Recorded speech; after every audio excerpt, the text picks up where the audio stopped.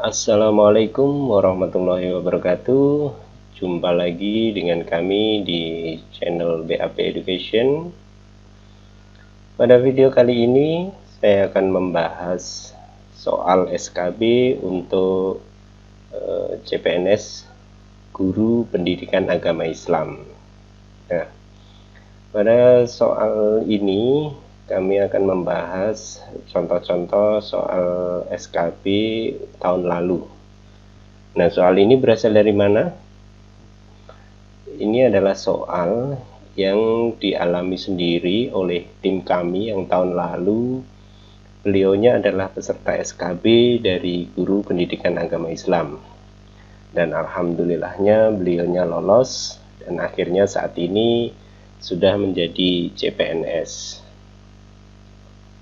Oke, sebelum lanjut untuk perbaikan video-video kami yang akan datang dan untuk memberikan semangat pada kami untuk membuat video-video yang bermanfaat untuk Anda, silahkan klik subscribe, tekan tombol lonceng, berikan like, dan juga komen Anda sangat kami harapkan untuk perbaikan video-video kami di masa yang akan datang. Orang yang menonton video ini, saya doakan nantinya akan lolos tes CPNS menjadi guru agama Islam. Oke, lanjut pada soal yang pertama. Dalam peristiwa peperangan yang terjadi antara orang Muslim dan non-Muslim, banyak sekali terdapat senjata, pakaian, dan harta orang non-Muslim yang diambil oleh tentara Islam. Harta tersebut sering disebut A. Ghanimah, B. Salab, C. Salam, D. Harbiyah, dan E. Mamluka. Oke, kita bisa memilih salah satunya. Jawabannya adalah A. Ghanimah. Ya, ghanimah itu sendiri artinya adalah harta yang diambil dari musuh Islam dengan cara perang. Dengan kata lain, harta ghanimah adalah harta rampasan perang. Kita tahu bersama bahwa ghanimah adalah harta hasil rampasan perang pada zaman Rasulullah ketika bala tentara Rasulullah memenangkan peperangan tersebut. Oke, lanjut untuk soal yang kedua. Rasulullah yang menerima wahyu berupa syuhuf adalah A. Nuh alaihissalam, B. Ibrahim alaihissalam, C. Adam alaihissalam, D.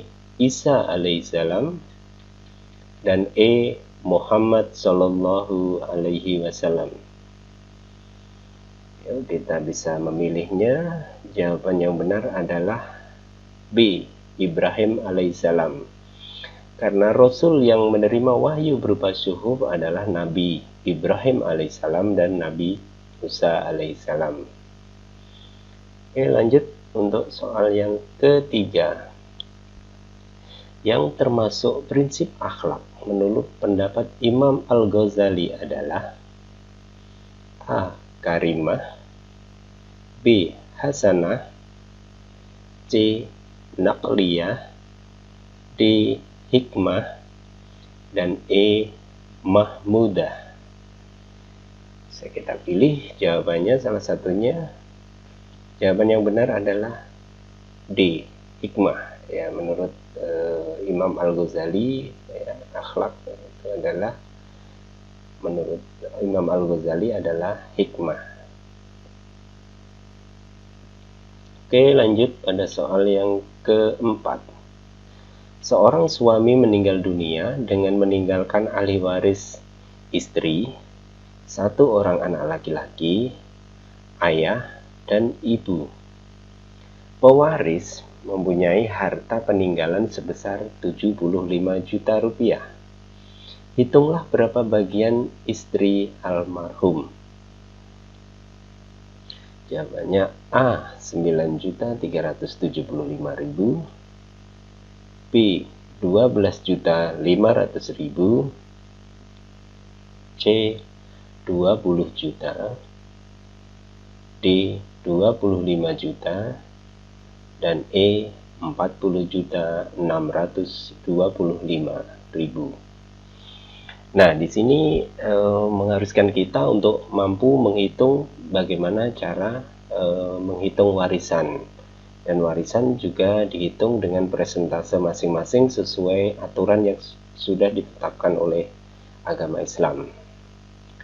Jawabannya adalah A. 9.375.000 rupiah. Diperoleh dari mana? Diketahui ahli warisnya kan ada ini jandanya, seorang istrinya tadi, satu anak laki-laki, ayah dan ibu dari almarhum. Nah, harta peninggalannya 75 juta rupiah. Di sini istri memperoleh 1/8 kali 75, ayah memperoleh 1/6, ibu memperoleh 1/6, dan anak laki-laki asobah itu dia memperoleh ini 40.625. Lanjut. Soal nomor 5.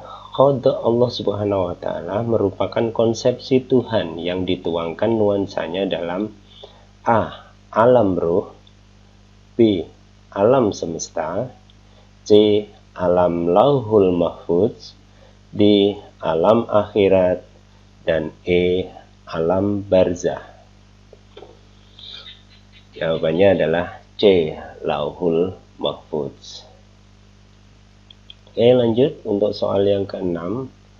Orang non-muslim yang meminta perlindungan terhadap pemerintah Islam disebut A. Harb, B. Zim, C. Musta'aman, D. Asobi, dan E. Ikhwani. Jawaban yang tepat adalah C. Musta'aman. Lanjut untuk soal yang ke-7. Transaksi jual beli mengenai suatu barang yang telah ditentukan spesifikasinya dan dengan pembayaran kontan, namun barangnya belum diserahkan kepada pembelinya disebut A. Khirat, B. Khiyar, C. Ji'alah, D. Hiwalah, dan E. Salam. Jawaban yang tepat adalah E. Salam, yaitu jual beli salam adalah menjual sesuatu yang tidak dilihat zatnya, hanya ditentukan dengan sifat barang tersebut ada dalam pengakuan si penjual. Oke. Lanjut untuk soal yang ke-8.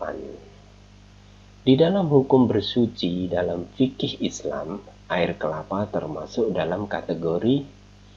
Nah, di sini bisa kita pilih A. Air bersih yang tidak dapat untuk berwudu, B. Air yang dapat dipakai untuk berwudu, C. Air suci yang mensucikan atau menyucikan, D. Air suci yang tidak menyucikan, dan E. Air bersih yang dapat digunakan untuk beristinja. Nah, di sini bisa kita pilih salah satunya, dan jawaban yang benar adalah D. Yaitu air kelapa itu sebetulnya air suci, namun dia tidak mensucikan. Berarti air kelapa tidak bisa digunakan untuk berwudu. Lanjut. Nah, ini pembahasannya. Air kelapa secara zatnya merupakan air suci yang tidak diperbolehkan untuk berwudu karena dimuliakan. Seperti contoh lain yaitu air teh, air kopi, air minuman bersoda yang lain.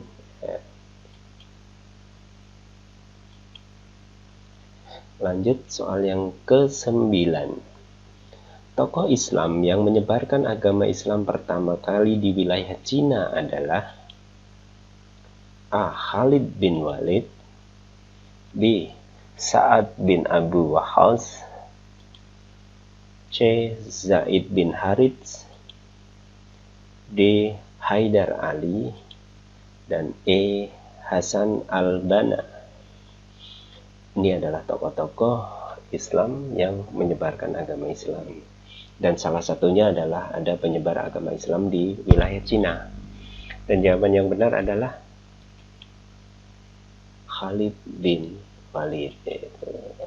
Di sini. Lanjut untuk soal ke-10. Menurut para pakar ahli fikih bahwa batas nisab zakat emas minimal A. 75 gram emas murni atau 24 karat, B. 80 gram emas murni atau 24 karat, C. 85 gram emas murni 24 karat, D. 90 gram emas murni atau 24 karat, dan E. 95 gram emas murni atau 24 karat. Nah, ini kita berbicara tentang nisab zakat emas. Jawaban yang benar adalah ini C, yaitu 85 gram emas murni 24 karat. Nah, di sini ada hal yang perlu kita pahami adalah zakat emas, perak, logam mulia yang lainnya adalah zakat yang dikenakan atas emas, perak, dan logam lainnya yang telah mencapai nisab atau haul. Nah, zakat emas dan perak ditunaikan jika seorang muzaki atau orang yang wajib zakatnya lah yang menunaikan zakat memiliki emas mencapai nisab senilai 85 gram atau perak dengan nisab 595 gram. Nah, di sini ukuran atau tarif yang harus dibayarkan adalah sebesar 2,5% dari emas atau perak yang dimiliki. Nah, tadi perlu kita ketahui bahwa kalau emas itu nisabnya adalah 85 gram, sedangkan kalau perak adalah 595 gram. Nah, demikian saudara-saudara sekalian, Anda telah menonton atau menyaksikan video ini, dan semoga Anda lulus CPNS di tahun ini bagi yang berupaya sungguh-sungguh, dan salah satunya melalui upaya menonton video ini. Jangan lupa, bagi yang belum subscribe silahkan subscribe, bagi yang belum klik tombol lonceng, bagi yang mau komen silahkan komen di kolom di bawah video ini. Kurang lebihnya mohon maaf. Wassalamualaikum warahmatullahi wabarakatuh.